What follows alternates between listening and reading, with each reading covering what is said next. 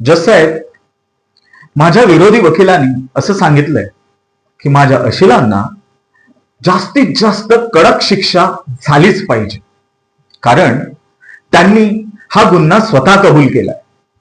पण जज साहेब, एक सेकंड, माझ्याकडे ही एक फाईल आहे. या फाईलमध्ये ठळक अक्षरात असं लिहिलंय की माझे अशील हे मानसिक रुग्ण आहे. आणि आपणा सर्वांना माहितच आहे की जे मेंटली पेशंट्स असतात, मानसिक रुग्ण असतात, अशांना कोर्टाची सिंपत्ती असते.